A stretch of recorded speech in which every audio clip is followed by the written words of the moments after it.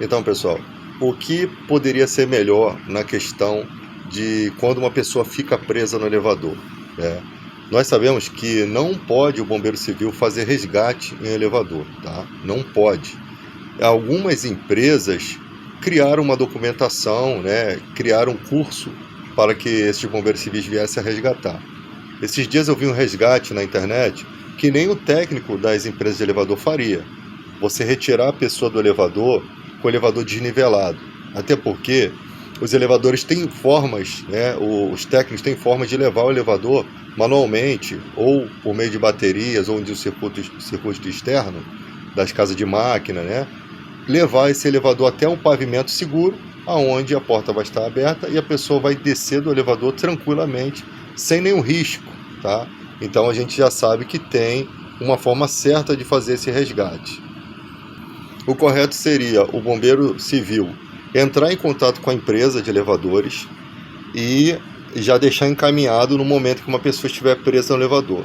E ali está acalmando a pessoa, né?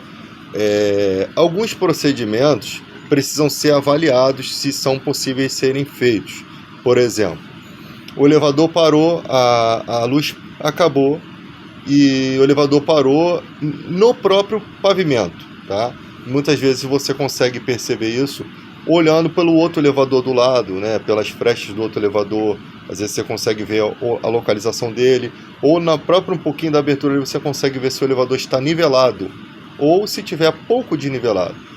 E então tem que se estudar a possibilidade, se pode ser feito o desligamento do disjuntor desse elevador, e aí no desligamento a porta morre, né? Inclusive isso daí também é importante quando a criança prende o bracinho na porta, você fazendo o desligamento, a porta morre. Então fica mais fácil de tirar o bracinho da criança, porque não vai ter aquela pressão da porta. Isso aí já é alvo de um outro estudo. Então tem que se investigar essa possibilidade, se pode ser feito dessa forma, até porque os elevadores não é comum que ande com a porta aberta. Se a porta do elevador está aberta, ele, no normal, ele detecta que ele não pode se mover, tá? Então, elevadores que estão com problemas nesse sentido, trafegando com portas abertas, né? Por exemplo, se abriu a porta do elevador, o elevador abriu a porta e o elevador está se movendo, tem que se rapidamente neutralizar todo o acesso ao elevador, de todos os andares, colocar placas de informação que está com defeito, fazer o desligamento e a tranca daquela porta imediatamente, né? Você tem sensores no elevador que eles são testados em cima, no meio e embaixo, né?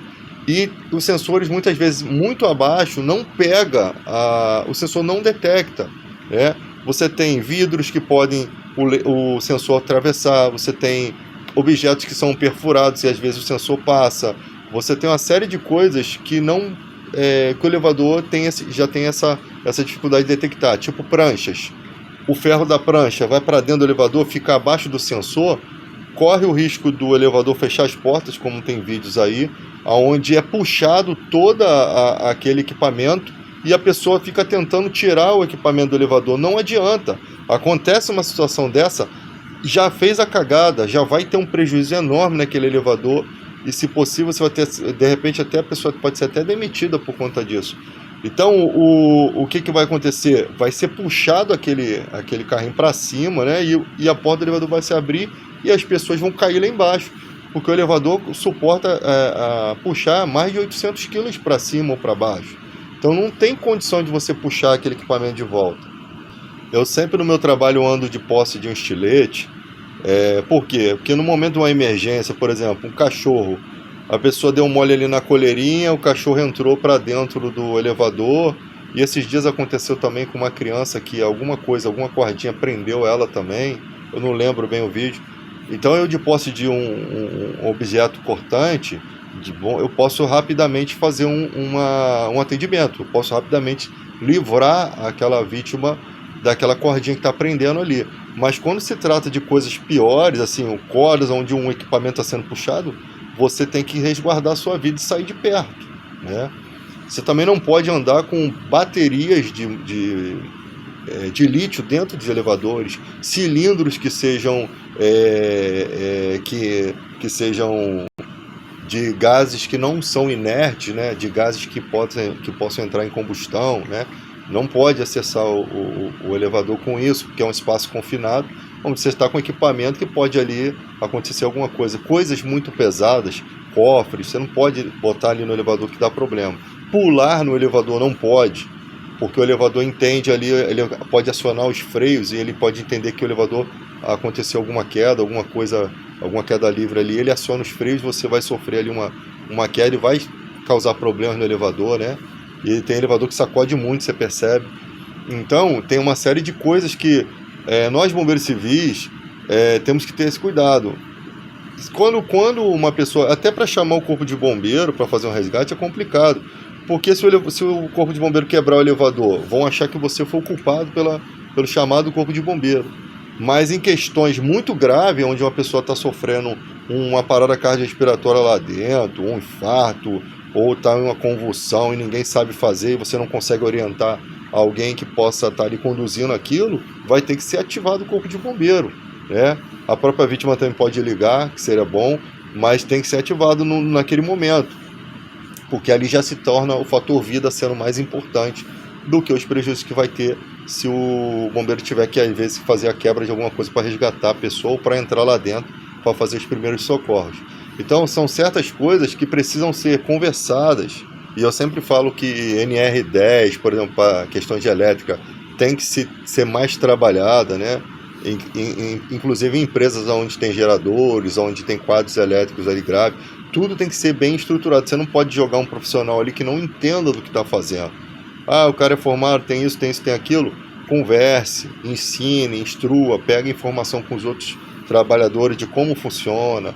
Agora, se você está fazendo um resgate e isso não cabe à sua profissão, enquanto você está fazendo certo ali, está conseguindo dar tudo certo, todo mundo vai bater palma para você, mas o dia que você errar, o dia que custar a vida de alguém, ou um braço ser decapitado, ou alguma coisa acontecer naquele momento que você está fazendo uma prática errada, você vai responder de uma forma terrível, vai perder seu trabalho. Então, o bom é você não ter essa responsabilidade sobre você. O trabalhador que trabalha com o elevador, ele sabe dos riscos, de como movimentar, ele tem um domínio daquilo ali. Você não tem. Então tem que ser conversado formas imediatas de ter acesso à empresa de elevadores, contato com o funcionário, ou seja, o funcionário tem que estar dando satisfação de em que bairro ele está, se ele está próximo, se ele vai demorar muito, porque você vive num país tropical, calor escaldante. Muitas vezes o elevador para, a ventilação para, muitas vezes a iluminação para, né? Acontece coisas que a pessoa pode passar mal dentro do elevador, ainda com aquela ventilação pouca, né? O espaço é confinado, o calor muito grande. Então, aquela pessoa pode ter um problema grave ali, e o contato direto com essa empresa tem que ser rápido. É lógico, que eu já falei várias vezes, que as empresas elas têm elas são muito ativas e proativas nessa questão, até a ponto de deslocar funcionários que às vezes estão de folga, que moram perto, para chegar lá para dar esse suporte. E a gente tem problemas sérios, como enchente no Rio de Janeiro, quedas de árvore, onde possibilita do funcionário chegar até a sua unidade, e ali eles fazem um destacamento de vários funcionários. Por quê? Porque às vezes o cara não consegue chegar ali, ele vai pegar uma moto, ele vai atravessar a água como? Né? Então ele destaca alguém do bairro, porque aquele outro já está indo para uma outra ocorrência. Porque no momento que dá uma queda de energia, são vários condomínios, vários centros comerciais, vários shoppings e hospitais, onde as pessoas ficam presas ao mesmo tempo, né? Então a demanda, eles têm que ter as formas estratégicas deles de encaminhar os profissionais que estiverem mais perto, né? Então por isso que eu falei dessa questão do disjuntor. Se o elevador está parado no pavimento, e se pode ser feito alguma coisa, não é forçar a porta, não é quebrar a porta. Se desligou o disjuntor e devagarinho a porta se abriu, a pessoa está no andar, no pavimento, a porta está aberta, não há riscos, né? A pessoa sai. Então tudo isso tem que ser estudado, se pode, se não pode. Nunca tome uma posição sem ter a certeza de que isso está enquadrado dentro da lei, para não te prejudicar como profissional bombeiro civil.